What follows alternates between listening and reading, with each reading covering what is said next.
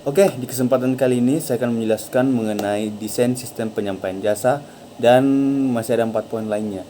Oke, jadi desain sistem penyampaian jasa merupakan sebuah proses yang berlangsung terus-menerus dan meliputi beberapa aspek seperti lokasi fasilitas, tata letak fasilitas, desain pekerjaan, pemeliharaan jasa, apalagi ya, keterlibatan pelanggan, dan manajemen kapasitas jasa. Selanjutnya kita masuk ke service blueprint. Nah, apa sih nih service blueprint? Service blueprint merupakan rancangan grafis visual yang bisa membantu para manajemen untuk melihat gambaran holistik tentang jasa atau layanan serta memperoleh wawasan manajerial dan karakteristik dari setiap konsumen. Dan ada beberapa tahapan dalam menyusun blueprinting itu sendiri. Yang pertama, kita harus mengidentifikasi secara berurutan semua fungsi-fungsi pokok untuk menghasilkan dan menyampaikan jasa tingkat divergensi yang ditawarkan pada setiap tahap. Yang tahap kedua, kita perlu merumuskan zone visibility dan zone of invisibility. Dan tahap ketiga, kita menentukan rata-rata waktu untuk pelaksanaan setiap fungsi produk atau setiap kegiatan. Dan yang terakhir, kita harus mentoleransi waktu dan kualitas persepsi.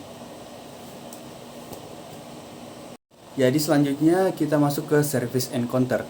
Nah, di service encounter sendiri ini dimana di saat pelanggan berinteraksi secara langsung dengan suatu perusahaan jasa. Nah, di service encounter ini setiap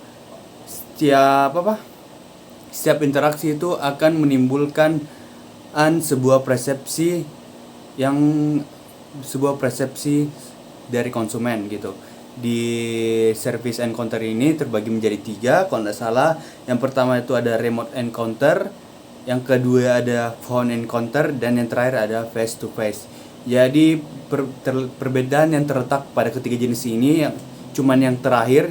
Nah, di face to face di mana sebuah perusahaan jasa akan berhadapan langsung dengan konsumen, dan yang jenis pertama dan jenis kedua itu secara tidak langsung. Sekian, terima kasih. Servicescapes, jasa yang bersifat intangible membuat konsumen kerap kali mengandalkan physical evidence untuk mengevaluasi jasa sebelum membelinya dan menilai kepuasan selama dan setelah mengonsumsinya. Lokasi fasilitas jasa merupakan faktor krusial yang berpengaruh terhadap kesuksesan suatu jasa. Secara garis besar, ada 2 kemungkinan pertimbangan dalam hal lokasi fasilitas jasa. Yang pertama itu, pelanggan mendatangi penyedia jasa. Yang kedua itu, penyedia jasa yang mendatangi pelanggan. Desain tata letak fasilitas jasa. Menurut Model dan Pierre tahun 2006, setidaknya terdapat 6 faktor yang harus dipertimbangkan secara cermat menyangkut tata letak fasilitas jasa. Yang pertama itu perencanaan spasial, yang kedua itu perencanaan ruangan, yang ketiga tata cahaya, yang keempat perlengkapan atau perabotan, yang kelima itu warna, yang keenam itu pesan-pesan yang disampaikan secara grafis. Manajemen permintaan dan penawaran. Salah satu tantangan dalam pemasaran jasa adalah menyelaraskan kapasitas atau penawaran dan permintaan terhadap jasa perusahaan. Terima kasih.